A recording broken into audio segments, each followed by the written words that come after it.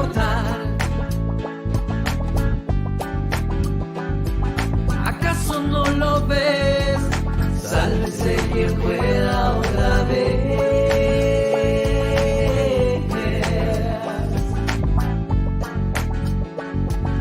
Sálvese quien pueda otra vez.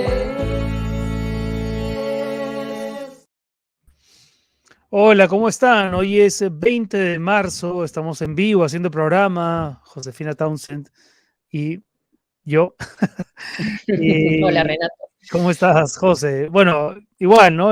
Como en las últimas semanas, siempre llegamos a lunes llenos de noticias, de denuncias, producto del esfuerzo periodístico de los dominicales y en general, con una sensación de que las cosas no cambian mucho, aunque se siguen sumando nuevas crisis. ¿Cómo estás, José? Sí, a la crisis ya climática que hemos visto, de los huaicos, los desbordes, hay un río, un puente caído en el río Chillón, hemos tenido también un huaico en Santa Rosa de Quibes, y bueno, vamos a hablar hoy día con el exministro de Defensa, Jorge Nieto, para que también nos hable de política, pero además también sobre la situación en Punta Hermosa.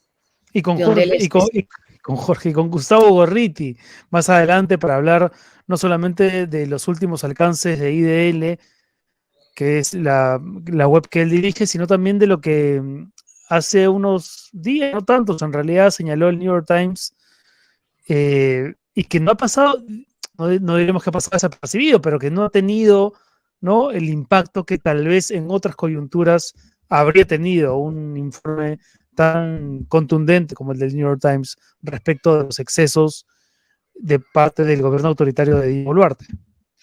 Y veamos cuál ha sido la respuesta a las denuncias que presentaron los programas políticos, denuncias que ya habían sido además anotadas por Hilder en sus 13 o por el Foco, incluso la Encerrona, sobre los supuestos aportes de campaña a la ahora presidenta Dina Boluarte, y así respondió el primer ministro Alberto Otárola.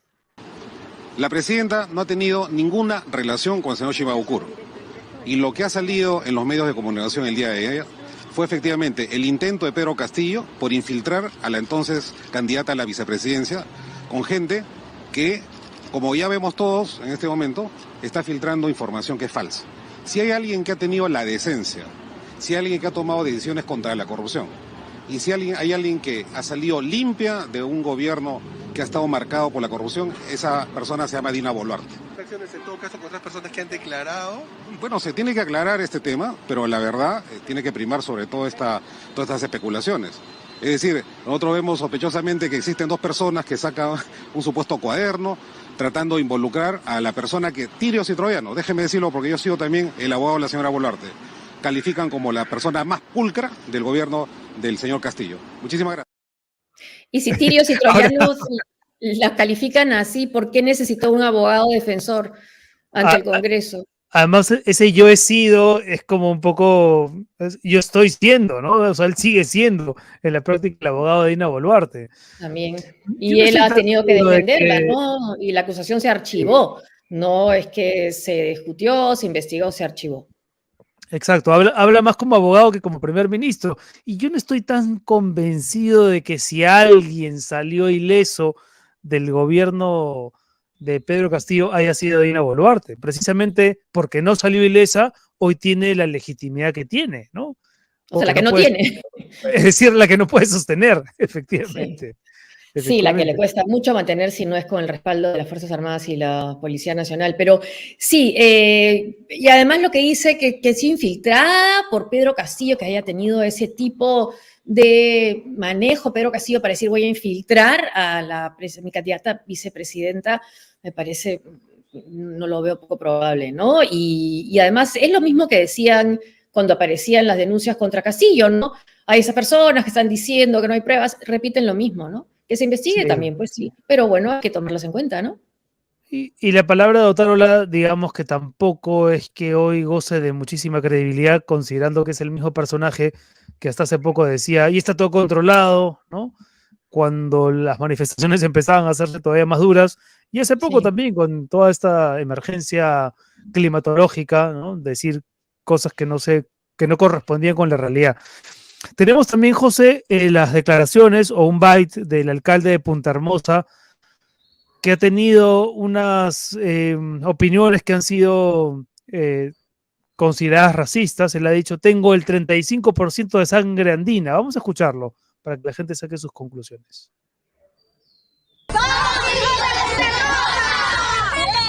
Bueno, no sé, ellos sabrán hijos de quién son, ¿no? El alcalde nos discrimina, nos ha dicho que somos discriminados ya, pues, porque nos ha dicho que son cochinas. ¿Se podría llevar alguna de estas máquinas para solamente sacar el barro nada más? Bueno, nosotros hemos gestionado con nuestros vecinos. Habría que hablar con los vecinos si están dispuestos ellos a donar las máquinas para que vayan para allá. Esas máquinas son muy costosas. No puedes ocupar una zona de riesgo geológico, esperar que te caiga la desgracia y después pedir ayuda. Tenemos que saber dónde ubicarnos y cómo comportarnos. Y si tomas una decisión, tienes que asumir las responsabilidades. ¿Y esta parte del cauce no es de riesgo también? Esta parte del cauce siempre es una zona de riesgo. Siempre ha estado descolmatada. Nosotros desde enero de este año lo hemos descolmatado perfectamente. Lo que pasa es que el volumen de barro y de agua que ha venido causado por las invasiones y las canteras ilegales de arriba. Además me hice mi prueba de ADN, tengo el 35% de sangre andina. Solo le faltó decir al mejor estilo de Rafael López Aliaga, no jodan. No. Solo le faltó eso, nada más. ¿Hijos de quién serán? Pregunta, ¿no? Sí. Para los vecinos de su distrito. Venimos, ¿no? En los últimos tiempos, y también será bueno comentarlo con Jorge Nieto, acumulando una serie de casos en los que hay autoridades que tienen opiniones respecto de o sus electores o sus vecinos bastante deplorables, y también hemos visto casos, José, de gente que, ya que no hay manifestaciones masivas, por lo menos sí hay manifestaciones concretas de rechazo a los congresistas, pública, ¿no? Claro, de rechazo a los congresistas. Sí, social. Y hablando de autoridades, todo esto sucede mientras que en la mañana fueron allanadas la casa y la oficina del comandante general de la Policía Nacional. O sea, la autoridad de la policía, que que podría dejar el cargo o ser removido ya no por su función, por lo que pasó durante las protestas y las muertes en las protestas, sino por un caso de corrupción. Tenemos el tuit de la policía donde precisamente se toca este caso. A ver si lo podemos compartir con nuestro público, a quien por supuesto saludamos, a nuestros Patreons y a la gente que hace posible la continuidad del programa, a los del Team Salvados. Ahí está. ¿Ves? Sí. La DIVIAC de la policía desde tempranas horas de la mañana se encuentra en las instalaciones del despacho del COMGEN, del Comando General, donde se encuentra presente el comandante general de la policía, Raúl Alfaro y Alvarado, y su abogada cumpliendo con lo dispuesto por la Fiscalía de Perú. Sí, ha dicho Alberto Tarola que van a tomar una decisión, pero también sería bueno, pero todavía no lo han tomado, parece, y ya debería quizás haberlo hecho, y debería haber una foto ahí, ¿no? Donde se ve al comandante general dando sus declaraciones. Vamos ya entonces con nuestro entrevistado, Jorge Nieto. Renato. Y estamos con Jorge Nieto, que se encuentra en algún punto de la ciudad. No sé dónde estás, Jorge. ¿Cómo estás? Bienvenido al programa. Muchas gracias. Estoy por Chorrillos. Pero desplazándome. Camino a Punta Hermosa. Camino a casa, sí. Hoy día he acabado temprano como nunca. En buenas manos en la conducción, sabemos. En muy buenas manos. En la conducción del programa también. Bueno, está muy bien. Jorge, bueno, un primer tema que nos gustaría tocar contigo tiene que ver con esto que hemos comentado hoy, que forma parte de las noticias del día. Esta actitud de algunas autoridades respecto de o sus vecinos, o sus subalternos, o la gente con la que conviven, y de otro lado, el rechazo de mucha gente hacia las autoridades. Es como que también hemos entrado en un trompo en el que, si bien no estamos asistiendo a manifestaciones masivas, como hasta hace poco, sigue habiendo rechazo, sigue habiendo una reprobación de la gestión pública de algunas autoridades. ¿Tú cómo lo ves? ¿Cómo ves eso? Bueno, yo creo que lo que yo aprendí en el Niño Costero es que estamos ante un fenómeno que requiere ayuda humanitaria.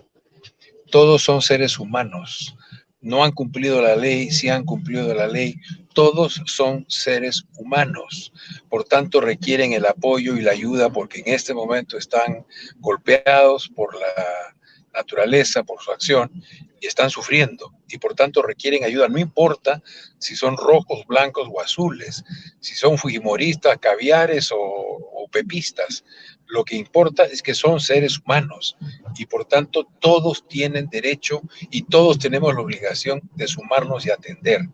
Yo he escuchado las declaraciones de mi amigo el alcalde, y él dice que se debe a que los señores que viven en las zonas altas del distrito, Pampapacta y alrededores, son personas que están allí sin tener los permisos y ocupando terrenos que son de riesgo. Y él tiene razón en el sentido de que son terrenos que son de riesgo, pero en este momento hay que ayudar a todos. Y no lo dices siendo vecino de Punta Hermosa, además, ¿no? O sea, lo dices desde ese lugar. Lo digo además porque durante el Niño Costero, en el verano del 2017, usamos un helicóptero de la Fuerza Aérea que se instaló en el estadio Iván Mifflin, allí en Punta Hermosa, y desde allí remontó no solamente a las partes altas de Pampapacta y de Punta Hermosa, sino aún más arriba, a toda la sierra sur de Lima, a los cuales llegábamos con ayuda humanitaria y evacuábamos o gente enferma o gente herida para poder atenderla en hospitales o en postas médicas. La ayuda humanitaria se llama humanitaria porque es de humanidad. No supone ni color político ni legalidad en la ocupación de terrenos. Hay que ayudar. Invito a todas las autoridades y al alcalde de Punta Hermosa también a colaborar con la gente. Yo en la mañana hice una gestión ante el Ministerio de Defensa para que pudieran enviar apoyo a las zonas altas de Punta Hermosa. Son hermanos nuestros, son peruanos y peruanas, son gente que está sufriendo y necesita ayuda. Ya veremos más adelante toda la parte de ocupación legal o ilegal de los terrenos, el tráfico de terrenos, el abuso que hay con gente que no tiene dónde vivir y termina finalmente comprando espacios o sitios o pequeños pedazos de terreno ahí donde el cauce vendrá luego a reclamar su lugar. Pero es importante que esta gente en este momento tenga la atención que necesita. Y durante la campaña, ¿el actual alcalde tuvo algún programa, algún plan para poder tener en cuenta el riesgo en que vivían los vecinos de la parte alta de Punta Hermosa y tratar de reubicarlos? ¿O más bien quizás no quiso tocar ese tema para contar con los votos de esa zona? No lo sé, no seguí la campaña en el distrito con detalle, pero haya sido como haya sido esto, Josefina, hay que ayudar a la gente. Todos necesitan ayuda. Pero con el discurso del alcalde no parece que esa ayuda fuera a llegar de inmediato con la misma empatía que se necesita y que trata a los demás vecinos. Yo le he pedido al ministro de Defensa que haga lo necesario para apoyar a la gente de las partes altas de Punta Hermosa. Necesitan apoyo, necesitan ayuda y hay que dárselas y hay que trabajar para que eso ocurra. Y no solo en las partes altas hay construcciones donde no deberían hacerse, también en la parte de Punta Hermosa, más cercana a la playa, está esa losa deportiva donde no debió estar. Bueno, eso es lo curioso, porque se ve que arriba no está legalmente ocupado el terreno porque es una zona de riesgo, pero no se ve que allí donde ha pasado el Guaico, por más caudaloso que hubiera sido esta vez, es también una zona de riesgo. No lo sería si el Guaico no hubiera pasado, pero además hay un canal que se llama precisamente del Guaico, que es por donde viene usualmente la riada de arriba hacia la zona del mar. Por tanto, esa zona por la cual el Guaico llega al mar es una zona también de riesgo. ¿Qué diferencia hay entre una y otras zonas de ocupación? Que estas sí tienen permiso y las otras no. La pregunta es, ¿tienen el permiso adecuado sabiendo que por ahí baja siempre el Guaico? Ahora, hasta el momento, Jorge, ¿qué impresión tienes respecto de cómo las autoridades han intentado controlar esta emergencia? Porque, claro, un desastre natural como este siempre le da la oportunidad a un gobierno alicaído, como el de Boluarte, a recuperarse, por lo menos ante el gran público, o a fracasar en ese intento rápidamente, si es que no cubre las emergencias más puntuales. ¿Cuál es tu impresión? ¿Se ha politizado? ¿Lo han hecho bien? ¿Lo están haciendo mal? ¿Están en deuda? De lo que has visto, de lo que has podido monitorear. Mira, Renato, yo en estas circunstancias pienso que siempre hay que apoyar a la autoridad para que ésta haga lo que necesita hacer. Yo he visto escenas que no se deben ver. He visto, por ejemplo, personas en Trujillo peleándose un lote de agua, un barril de agua. Sí, Personas, sí. ciudadanos del mismo barrio disputando muy beligerantemente agua. Eso no debería pasar. Nosotros estamos en condiciones de llevar agua a todas las zonas afectadas. Se olvida, pero en el verano del 2017 transportamos 6.000 toneladas métricas de ayuda humanitaria, 6 millones de kilos. Y en el país de Apencay no se perdió un solo kilo y todo llegó a la gente que lo necesitaba. Se puede hacer. No solamente el Estado peruano tiene las capacidades para poder hacerlo. Pero se está haciendo, Jorge, se está haciendo. ¿Perdón? ¿Sientes que esa ayuda humanitaria se está prestando ahora mismo? Yo quisiera que se redoble, me gustaría que se redoble más porque creo que es muy importante que la gente sienta que está atendido. Y creo que el COEN debiera funcionar como lo que es. El COEN no es un edificio, no es un conjunto de cámaras o de pantallas, no es siquiera personas trabajando como fue entonces 24 horas diarias. El COEN es el gobierno nacional actuando como comando de emergencia. Ustedes recordarán las sesiones en las cuales tanto el presidente Kuczynski como el primer ministro y todos los ministros estábamos allí recibiendo primero los informes técnicos de los distintos organismos que tenían que ver con el fenómeno y luego de eso tomando decisiones para ver por dónde empezábamos, dónde seguíamos, qué es lo que había que hacer aquí, qué es lo que había que hacer allá. Y en ese mismo instante se resolvía si había necesidad de recursos, porque estaba allí el ministro de Economía, que además le encargó hacerse cargo de la zona de la Sierra Norte de Lima, o si había necesidad de poner un puente, estaba ahí el ministro de Transportes, Martín Vizcarra, o si era necesario desplegar una brigada de salud para combatir algún brote de dengue, ahí estaba la ministra García para poder inmediatamente derivar la acción hacia la gente. Por tanto, lo principal es que el COEN es el gobierno nacional actuando como comando de emergencia. ¿Y eso qué nos da?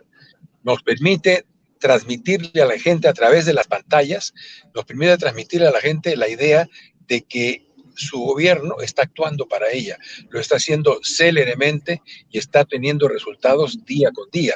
Si eso no se ve, la gente se irrita, con razón, porque tiene lodo en la casa, porque el barrio no está bien cuidado, porque también comienzan a haber ladrones que comienzan a hacer de las suyas, y entonces todo se vuelve más complicado. Sí, por tanto, sí. yo quisiera que estas cosas funcionen en esa misma dirección. Y hablando del barrio bien cuidado, de la seguridad, todo esto sucede cuando el comandante general de la Policía Nacional, su casa y su oficina han sido allanadas y está rindiendo declaraciones por un caso bastante serio. Y el gobierno aún no ha tomado una decisión. Anuncia que la va a tomar, pero no la ha tomado todavía, que sepamos. Bueno, a mí me sorprende sobre todo que el gobierno no tome decisión. Somos un país en donde el jefe de la Policía Nacional está prófugo o en este momento rindiendo declaraciones, pero ya el gobierno nacional, la presidenta, el primer ministro, el ministro del Interior, que es el que está más directamente inmiscuido en el asunto, debiera estar tomando decisiones. La pregunta es, ¿por qué no las toman? ¿Cuáles son las dificultades? Pues anuncia que la van a tomar. Salió a decir Alberto Tarola, el premier, hace un rato, vamos a tomar, pero no anunció la decisión. Pues a mí me parece eso una cosa digna de destacar, porque ya debieran haber tomado decisiones y debía estar el señor comandante general siendo comandante general. Sé que hay una dificultad con los siguientes en el mando, que son gentes que también están en este momento en procesos penales, uno ya incluso a punto de la sanción, otro en proceso en curso de acusación, de modo que ahí deben tener una dificultad, pero siempre existe la posibilidad de pasar al retiro a los mandos que están complicados con procesos de corrupción y seguir con la terna que sigue.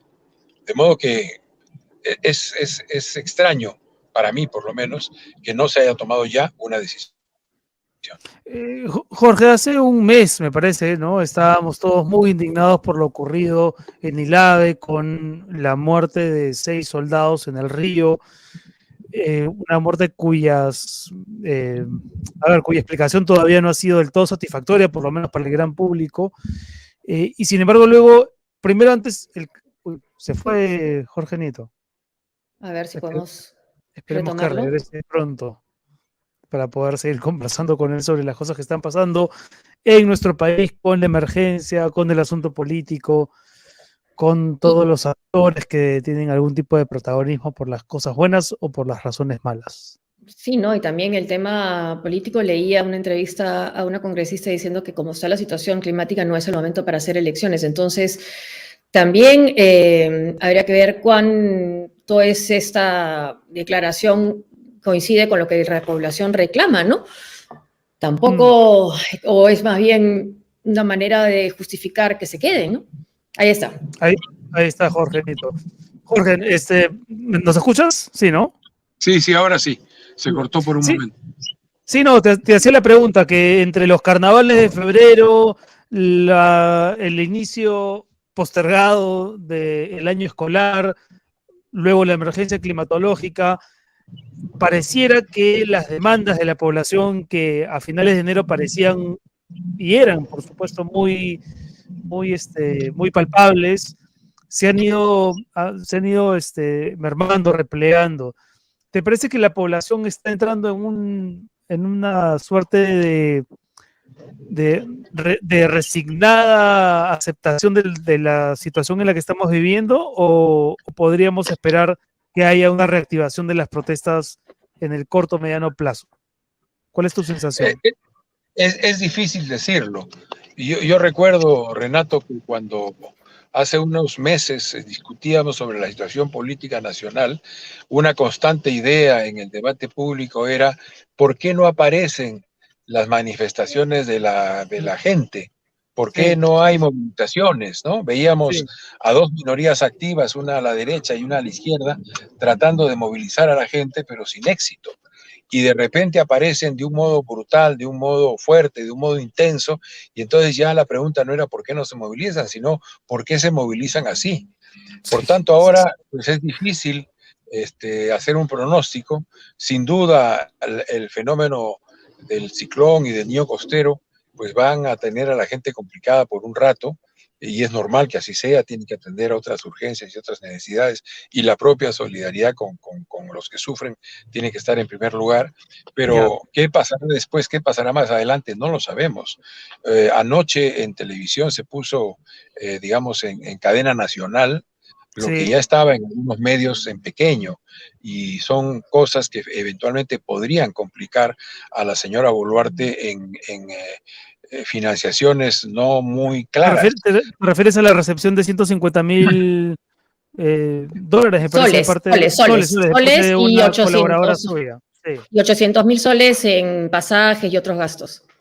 Y a las declaraciones que ha hecho, creo que el señor Shimabukuro, sí. Y eventualmente a lo que ha dicho el señor que le dicen el español, que por todo lo que se ha comenzado a saber, pues pareciera que alguien se ha solicitado ser colaborador eficaz, porque comienzan a aparecer de repente un conjunto de revelaciones que no estaban, de modo que yo creo que ese es, como dicen ustedes, una noticia en desarrollo, y no hay que perderle de vista. Y por más declaraciones tranquilizadoras que se quieran dar, ahí hay un tema que investigar y que tiene que esclarecerse. Y vamos a ver qué es lo que ocurre, ¿no? Exacto. Bueno, muchas gracias. Una pregunta que me quedaba pendiente, Jorge, es que el miércoles se va a ver la acusación constitucional contra los 3 exministros de Pedro Castillo por el golpe de Estado, que algunos no lo quieren llamar golpe de Estado, algunos de los acusados. ¿Crees que los casos son similares? ¿Crees que se pueden haber diferencias entre las acusaciones constitucionales de los 3? Todo es tan oscuro, tan confuso, que no sabemos si los 3 están implicados o si no lo están. Todo parece indicar que algo han tenido que ver con el tema. Ya las investigaciones esclarecerán qué tanto tuvieron que ver con el tema, pero que tienen, digamos, un pedacito de la responsabilidad o un pedazote, es algo que tiene que ver las investigaciones. Yo creo que lo que hay que hacer es investigar y llegar hasta el fin, ¿no? De lo que fue un golpe de Estado por fallido, no menos golpe. Sí. Una última cosa, Jorge, antes de terminar. Tú hiciste en Twitter una denuncia por el cierre del local de Impares en Jesús María, que es un tema que nosotros estuvimos a punto de tocar, pero por la necesidad de cubrir otros temas se nos fue pasando. ¿Qué reacciones has recibido? Porque lo cierto es que es un signo del oscurantismo en el que estamos también metidos. O sea, una gestión pública que cierra un local que ha sido súper beneficioso para muchos ciudadanos en nombre de unas cosas que no quedan muy claras, ¿no? Porque a Impares lo han cerrado de Jesús María por propalar información pornográfica. Y no sé si tú tienes más información al respecto, pero sí me llamó mucho la atención el comentario que tú hiciste en Twitter. No sé si lo podrías compartir con la gente que nos sigue. Ahí hay una diferencia, una cuestión que está ante el juez que debe resolver. Una de las causas tiene que ver, aduce la municipalidad, causas que tienen que ver con el otorgamiento de la licencia. Partes que no estaban cubiertas con la licencia anterior. ¿Me escuchan? Ya. Sí, te escuchamos. Pero al mismo tiempo en el documento en el cual se señalan el listado de causas, una de ellas la que tú mencionas, que es de haber exhibido material pornográfico. ¿Eso con qué tiene que ver? El Impares es una institución que desarrolla cursos de educación sexual y de paternidad y maternidad responsables. Por tanto, claro, la municipalidad siempre dirá que es un asunto de metros y de centímetros y de impuestos, pero el hecho de que pongan esa causal a mí me hace pensar que el problema va por otro lado y que siempre se encontrará la manera en la que el viejo acerto de Benito Juárez en México en el siglo XIX se haga realidad. A mis amigos, justicia y gracia. A mis enemigos, la ley. Por tanto, aquí yo creo que es claro que hay una muestra más de políticas públicas que se desarrollan sin información, sin conocimiento y sin atención a los datos y al conocimiento científico. Y son los prejuicios los que dictan las políticas sociales y, por tanto, siendo los prejuicios, cometemos un retroceso en las políticas públicas del Estado. Comenzamos a entrar pues a una bruma oscurantista de la cual la humanidad salió hace por lo menos 300 años. Felizmente la ilustración existió y algunos somos todavía hijos muy orgullosos de ser hijos de la ilustración. Muchas gracias, Jorge. Muchas gracias a Jorge Nieto, exministro de Defensa, aquí en el programa una vez más. Un abrazo, Jorge, hasta pronto. Gracias, hasta luego. Gracias. Le estaba temblando la cámara, creo, ¿no? ¿Era la cámara? Sí, carro, ¿no? Sí, bueno, es que el carro hace un movimiento, ¿no? Sí. Eso, son las 6 de la tarde con 1 minuto. Hoy día hemos empezado con un horario un poco cambiado, pero con la posibilidad de conversar con dos super invitados como Jorge Nieto y Gustavo Gorriti. No sé si ya está con nosotros. Ya está con nosotros, sí, Gustavo. Buenas, ya está, Gustavo. ¿Qué tal? Buenas tardes, Gustavo, gracias. Bueno, Gustavo, la semana pasada comentábamos aquí con Josefina también nuestra extrañeza, o tal vez no debería haber sido tanta, ante la poca repercusión que tuvo el informe del New York Times respecto o las conclusiones que mostraba sobre la actividad de la policía en la represión de las manifestaciones públicas. ¿A qué atribuyes tú esa poca trascendencia que en apariencia ha tenido un informe tan lapidario como el del New York Times, que tal vez en otra coyuntura habría merecido mucha más, mucha más cobertura, más repercusión? Bueno, un mes antes del reportaje del New York Times y de los reporteros, sin duda, publicó una nota muy a fondo y básicamente incontrovertible por el desarrollo de la investigación y todo esto. Que lo haya sacado el New York Times, básicamente no solamente fue una rotunda validación de eso, sino que significó además de que para el público internacional, el diario que es considerado probablemente el más reputado del mundo, sacaba esta investigación que ha sido sometida, como es el caso en todas las que hace, a un sistema de filtros y comprobaciones muy exigente. Pues que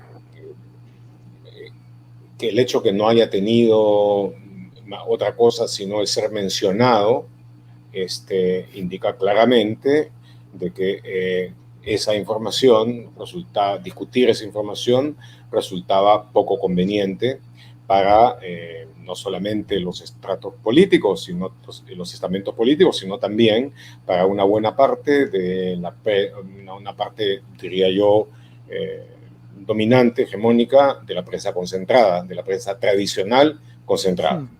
Debo decir que junto con la investigación de los reporteros, luego Ojo Público también sacó una investigación importante, y finalmente La República, el diario de La República, también hizo lo suyo. De tal manera que no es que haya faltado información sobre eso.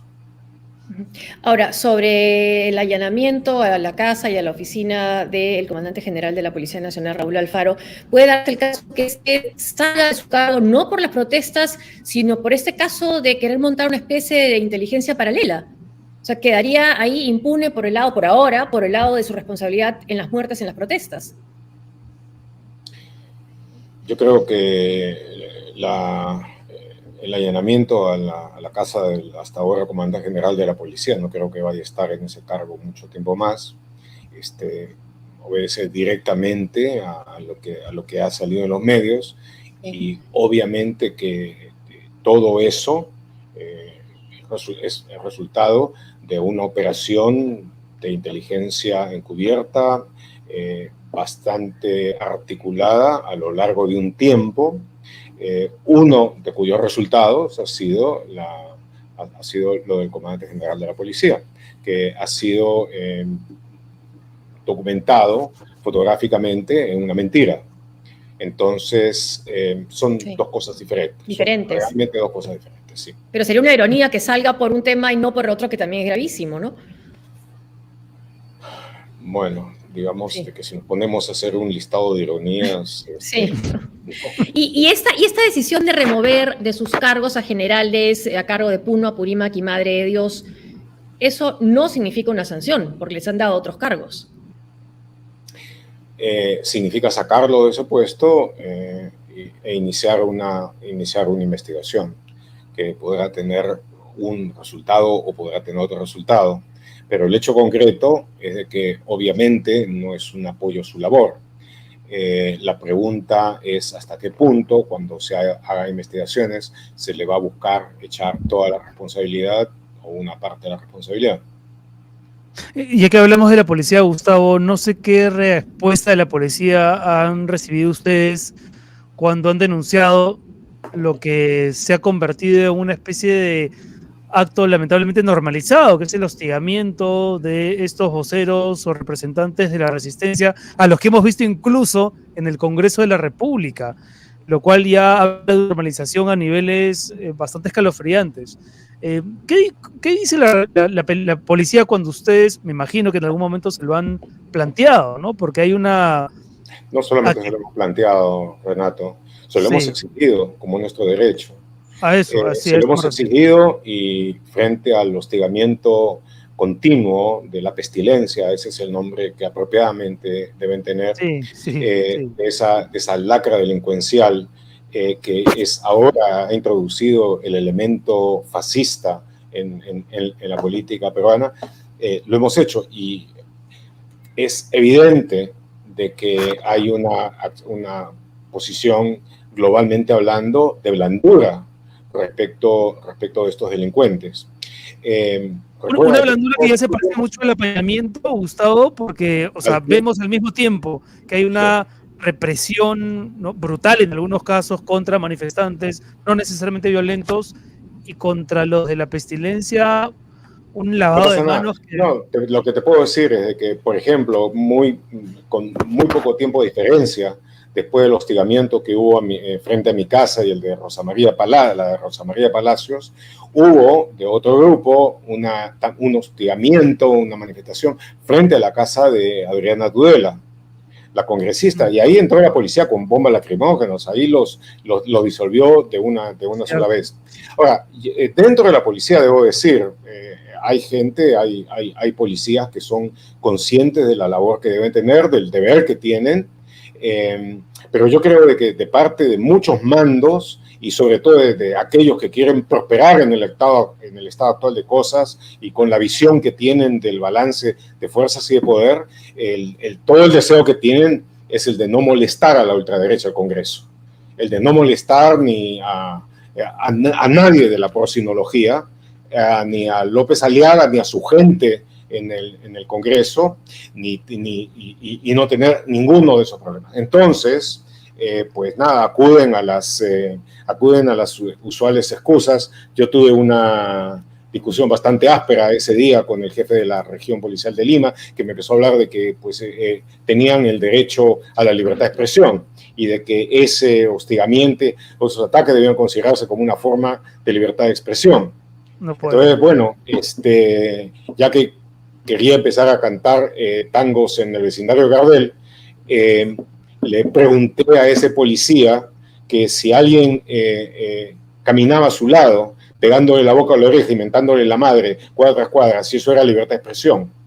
Que si alguien lo salía y lo acusaba de pedófilo, de pederasta y de alguna cosa más, si eso era libertad de expresión. Que si alguien en un cine empezaba a patear y decía terremoto, libertad de expresión. O también hasta le saqué el caso de la radio Hutu en Ruanda, que si llamara a los Hutus a salir a matar tutsis, era libertad de expresión. Bueno, ya en ese momento no tenía mucho más que decir y ahí se terminó la conversación. Pero sí me consta de que hay otros policías que dentro de lo posible están tratando de cumplir con la misión que tienen y el deber que tienen de proteger los derechos de los ciudadanos. Ya vi que Coco Nieto mencionó una frase de Benito Juárez, y hay otra de don Benito que me viene a la mente, que es muy oportuna, y es la de el respeto al derecho ajeno es la paz. Y cuando se falta y se agrede el derecho ajeno, las consecuencias obviamente va a ser la de una ausencia creciente de paz. Pero se quiere seguir agrediendo derecho ajeno, porque hay proyectos en el Congreso para incrementar penas por supuestos casos de difamación y también para que los periodistas tengamos, carnet. Sí, bueno, eso de la colegiatura y de lo de carnet, esa es una cosa bastante vieja, ¿no es cierto? Y cada cierto tiempo hay algún idiota que piensa que eso es una manera de controlar las cosas, y de que de repente piensa que de esa manera también puede ingresar a algún grupo de gente a controlar colegios, como ahora hay asociaciones que buscan controlar también a las de educación superior. Y bueno, una y otra vez se chocan con la realidad, una y otra vez se chocan con el hecho de que eso está total y absolutamente prestigiado en todo el mundo donde impera la libertad de expresión. Pero volverá. Y sí, ojalá no suceda el caso. Si la ultraderecha llega ya totalmente al poder, creo de que cosas como esas y muchas más vamos a ver y vamos a ver un sofocamiento creciente y cada vez más agresivo de libertades. Pero también empezamos a ver con el tema de la emergencia climatológica algunas reacciones de esa ultraderecha. Pienso en lo que por ahora es una anécdota, pero tal vez sea solamente la punta de lanza de toda una actitud respecto de lo que implica hacer política en esta expresión de López Aliaga, ¿no? Del no jodan, ¿no? Seguida por otras expresiones de alcaldes de Renovación Popular, también en ese sentido, como que se sienten atacados ante las justificadas exigencias de la población por respuestas ante una emergencia. ¿No te parece que también esto, que parece una oportunidad para determinados actores políticos de desviar la atención, también se puede convertir en una arma arrojadiza, un arma boomerang contra su incapacidad para gestionar las cosas? Bueno, yo lo que he visto de López Aliaga es que quiere aparecer él como un paragón de la eficacia y de ponerse a afrontar pragmáticamente los problemas de la realidad. Pero si obviamente la respuesta va a ser esa respuesta más bien autoritaria y despectiva de no jodan, no fastidien, que hay gente inteligente trabajando y ustedes son unas bestias, entonces obviamente va a suceder lo que tenga que suceder. Desgraciadamente, en el caso de las emergencias por desastres producidos por el clima y cíclicos recurrentes, desgraciadamente ahí podemos decir que desde el punto de vista de la derecha, la ultraderecha, el centro y la izquierda, los resultados son un desastre, pero un verdadero desastre.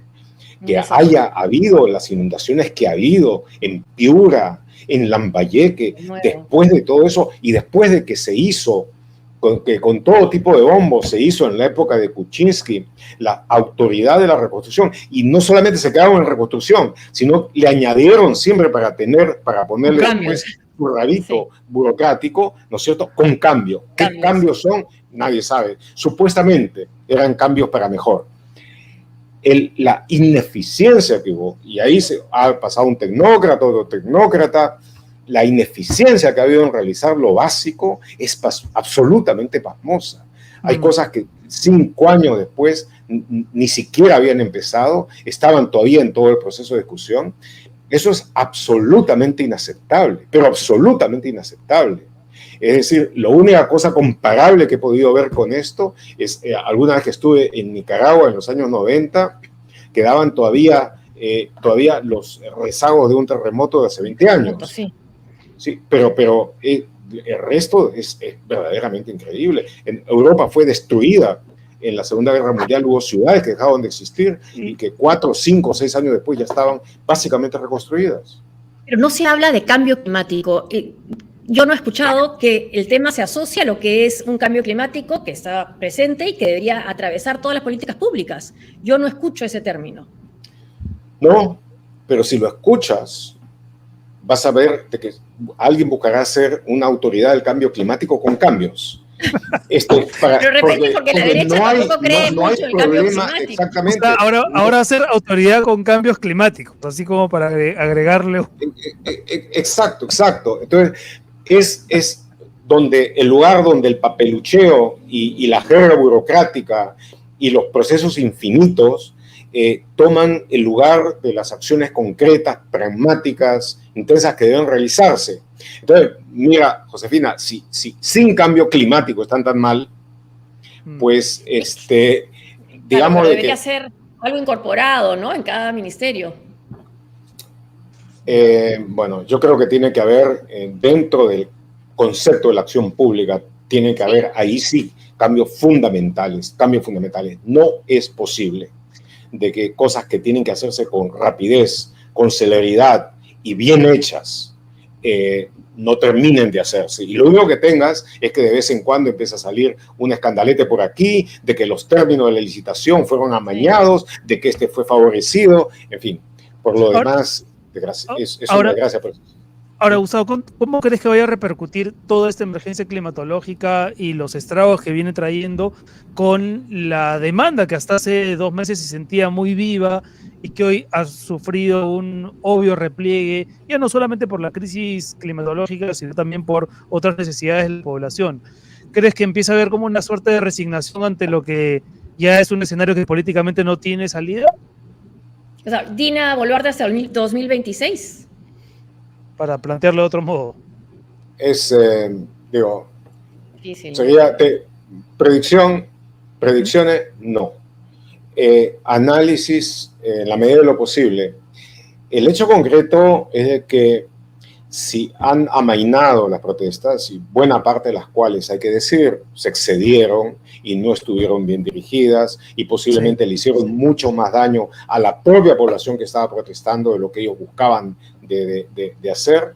Pero, digamos, si ha amainado, no es porque nada se haya satisfecho, no es porque ningún descontento haya sido discutido siquiera, dirigido. Entonces, políticamente no veo mucha salida.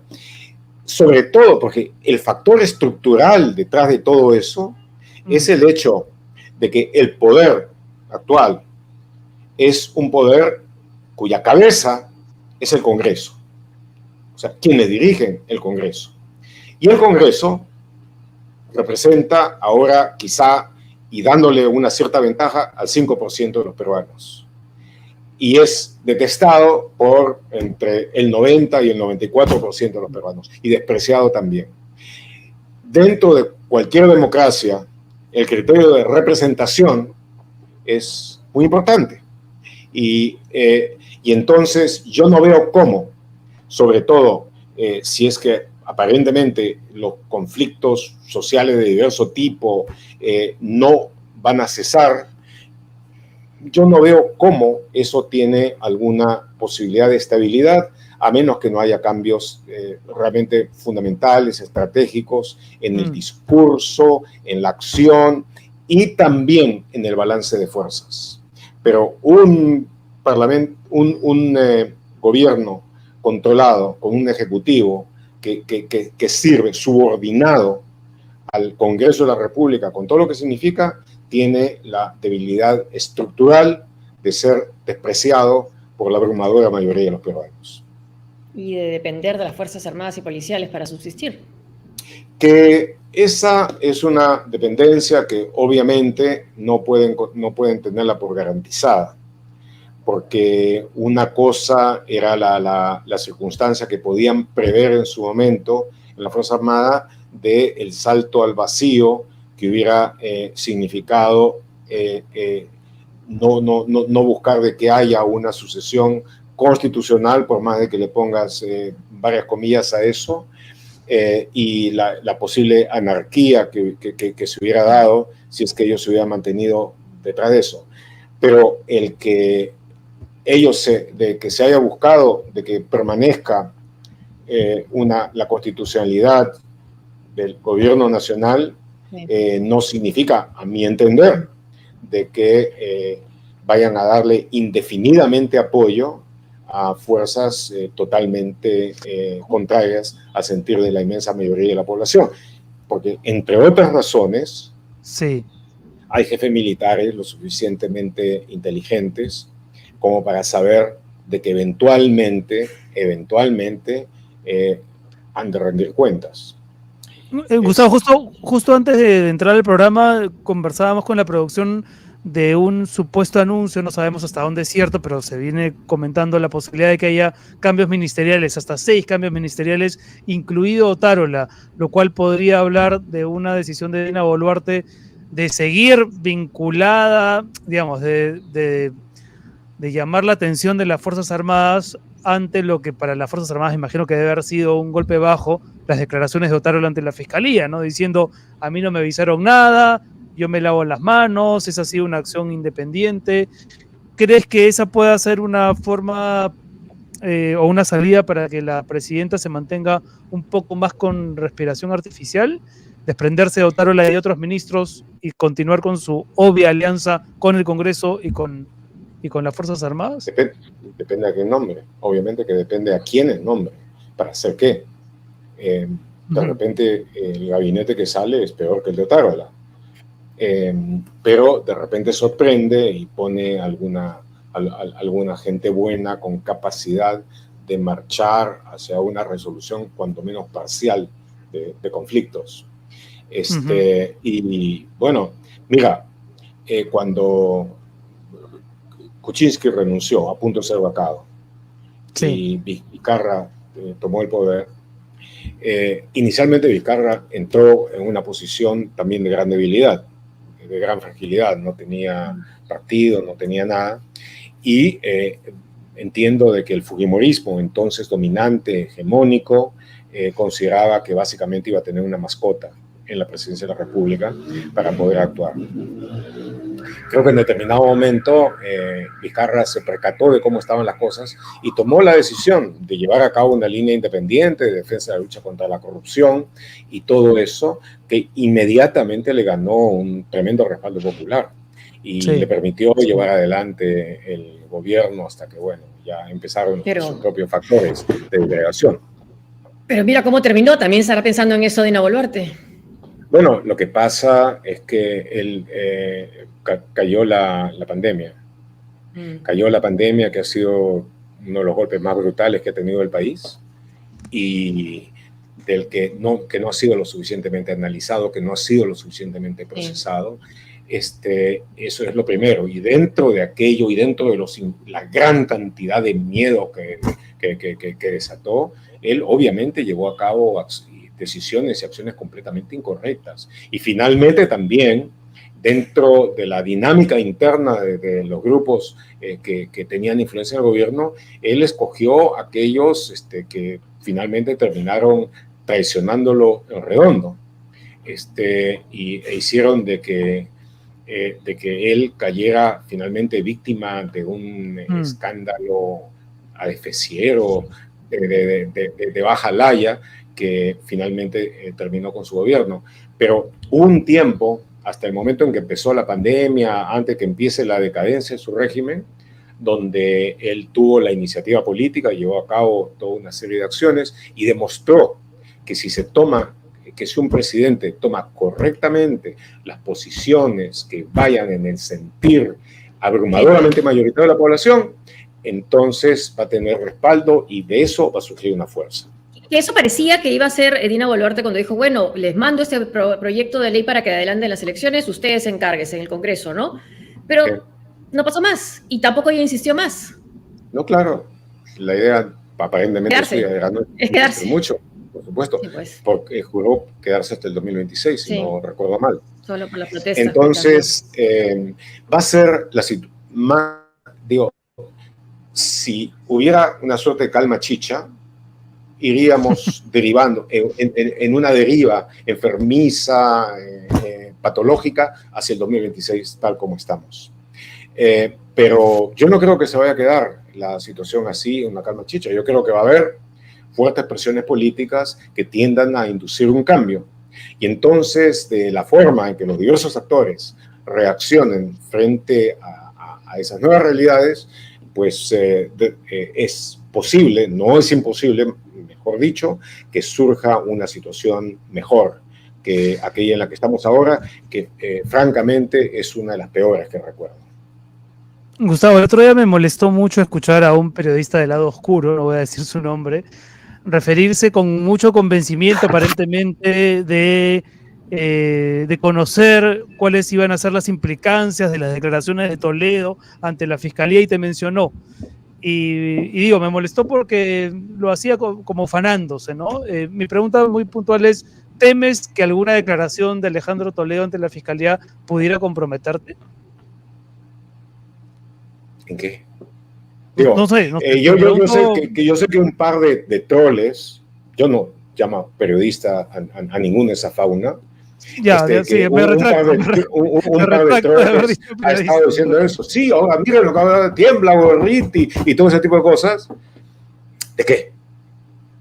Yo, como creo que es bastante claro y público, incluso hasta para los descerebrados de la ultraderecha, no estuve ni un día en el gobierno de Toledo.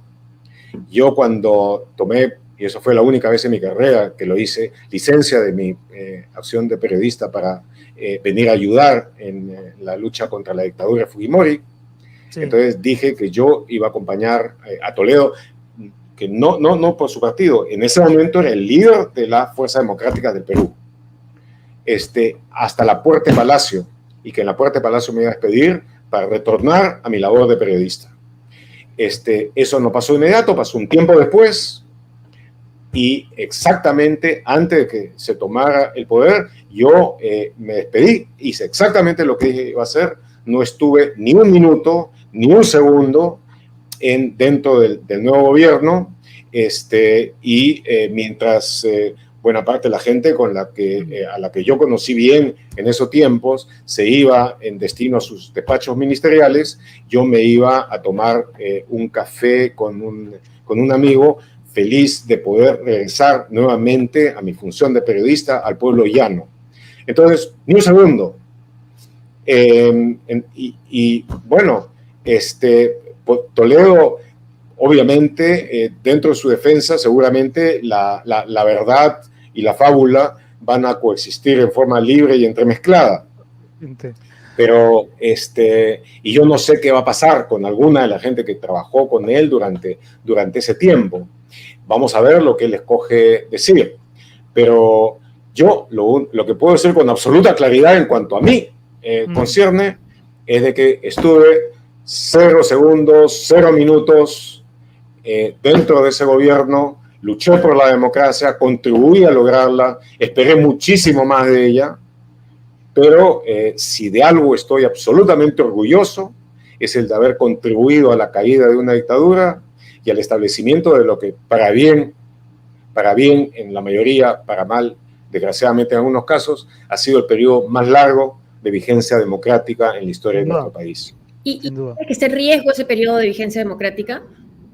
Está en riesgo. ¿Cree que está en riesgo? Sí, claro que sí. Claro que sí. Está posiblemente en uno de sus mayores momentos de riesgo. Quiero decir una cosa más. Desgraciadamente, los malos gobiernos, hubo un gobierno que mantiene con justicia un excelente recuerdo, que fue el de Valentín Paniagua. El de Paniagua, sí. Respecto de Toledo hubo muchas esperanzas y él se encargó de defraudarlas. Algunas cosas no las hizo del todo mal, hasta las cosas que hizo bien fueron afectadas por su frivolidad, por su estupidez, por su mitomanía. Pero, desgraciadamente, ese mal gobierno, que no tuvo para nada la dignidad que debía tener la de estadistas democráticos en una democracia recuperada que está buscando establecer las bases que deben alimentar el gobierno de nuestra república, desgraciadamente eso hizo de que la desilusión y todo le diera nuevamente fuerzas a los grupos antidemocráticos y a partir de ese momento la democracia vivió peligrosamente en cada elección y hubo desgraciadamente que escoger el mal menor. Pero siempre, Gustavo, la comunidad internacional generaba algún tipo de presión como para frenar atisbos autoritarios. Y sin embargo ahora, y esa era mi pregunta en realidad, ¿cómo hacer para frenar lo que tú acabas de describir como una democracia que está en riesgo de continuar? Porque ya la comunidad internacional no parece tener el peso a nivel interno que antes sí, y hablábamos antes de un repliegue que quizá no sea absoluto, ojalá, pero que está. Entonces, ¿cómo hacemos para defenderla? ¿Cuáles son los...? Sí, a ver, no sé. Hay muchos problemas nuevos dentro de la situación internacional que no existían antes. Uno de esos factores fundamentales ha sido el avance de las derechas y específicamente de la ultraderecha a nivel mundial. Posiblemente ha sido el mayor retroceso en términos de democracia liberal desde los años 30 del siglo pasado. Sobre todo en Europa, en Estados Unidos, con el gobierno de Trump, que significó un gravísimo retroceso y la llegada y el crecimiento y el robustecimiento de una serie de gobiernos de derecha y de ultraderecha, aparte de otros continentes, también en el hemisferio. Entonces, con eso ha cambiado muchas cosas. Ahora no está Trump. El gobierno de Biden, que es un gobierno que está dedicado a la democracia, sin embargo, enfrenta multitud de problemas, el central de los cuales es su propia estabilidad en Estados Unidos y el cuidarse del resurgimiento de la ultraderecha republicana. Entonces, y hay otro tipo, digamos, de populismo fascistoides que han logrado avanzar, como por ejemplo el de Bukele en El Salvador. Yo entiendo de que López Aliaga acá se alucina como el Bukele del Perú y que piensa de que medidas como las que hizo de Bukele de encarcelar al 2% de la población para lograr aparentemente romperle el espinazo a las maras, sería el tipo de cosas que acá pueden funcionar. Y dentro de eso, como te digo, muchas cosas han cambiado. Entonces, lo que ha sucedido es que después de algunos gobiernos de derecha, como Bolsonaro en Brasil, han surgido gobiernos de izquierda o de casi izquierda, como el de Lula y otros más, pero otros, tienes también el caso de Petro en Colombia o el Boric en Chile, pero en otros casos, digamos, Guatemala con Gianmattei, todo lo que hizo la CICIG, la Comisión de Naciones Unidas contra la Corrupción, ha sido deshecho. Y ha sido deshecho con gran agresividad, encarcelando a los jueces, a los fiscales que estuvieron comprometidos en esa lucha contra la corrupción, encarcelando a periodistas y todo esto. En Nicaragua, un dictador aparentemente de izquierda, pero que ha terminado incluso a la derecha Somoza, como Daniel Ortega, ha encarcelado a cientos de personas, incluso... ¿La nacionalidad? Sí. Y les quita la nacionalidad y todo eso. Entonces, tú lo que tienes ahora es de que lo que se ha angostado muy peligrosamente es el centro democrático. Es el centro democrático aquel en el que coexiste la centroizquierda, el centro mismo, la centroderecha, pero dentro del concepto compartido de una república democrática, tolerante, que tiene leyes claras y prácticas que se obedecen. Todo ese concepto, por desgracia, ha retrocedido y en muchos casos, antes que recuperarse, va a necesitar ser reconstruido. Pero eso último que has dicho a mí me parece bien importante subrayarlo, porque además para evitar estigmatizaciones absurdas y que no vienen a cuento, o sea, tú crees que, como creemos, creo muchos peruanos felizmente, que la democracia implica gente de derecha y gente de izquierda, ¿no? Porque hay gente que a ti te asocia como un anti de la derecha. Y yo estoy seguro que tú piensas que hay gente de la derecha que por supuesto tiene que participar del juego democrático, porque no hay otra forma de entenderlo, ¿no? Mira, en la época cuando yo escribía sobre Sendero en Caretas, me tildaban de persona derecha. Entonces, me tiene muy sin cuidado el pensamiento de estos idiotas que no hacen el menor esfuerzo realmente en analizar y pensar cabalmente. Sí. Por supuesto que el país necesita gente derecha. Y por supuesto de que en el debate ha habido pensadores de derecha, de mucha inteligencia y brillo, que han podido sacar algunos de los valores, tanto de la tradición como de los derechos más individuales.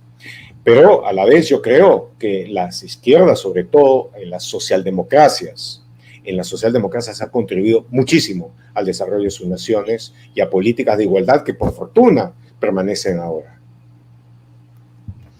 Muchas gracias, Gustavo. No se me ocurre mejor forma de terminar que esta, Gustavo. Muchísimas gracias por estar con nosotros una vez más, Gustavo. Gracias a ustedes. Gracias, muchas gracias. Adiós. Gracias. Hasta muy pronto. Gustavo Gorriti, director de IDL Reporteros. Son las 6:36 aquí en Madrid, las 12:36. Un saludo a todos los peruanos que nos siguen de fuera del Perú, que sé que son muchísimos, que sepan que este programa existe también para ellos, para que sepan lo que está ocurriendo y que nos sigan en vivo todas las noches de este lado del mundo, los lunes, miércoles y viernes. Muchas gracias. Gracias por seguirnos. Eso, nos vemos el miércoles. Sí, el miércoles. ¿No? Chao, cuídense mucho. Gracias.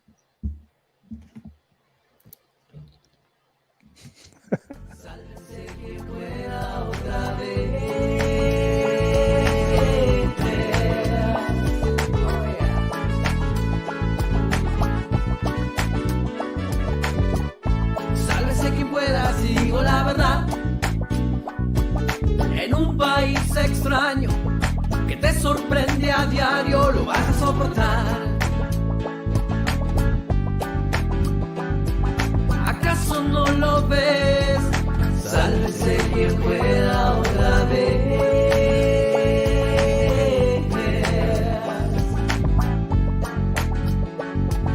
Sálvese quien pueda otra vez.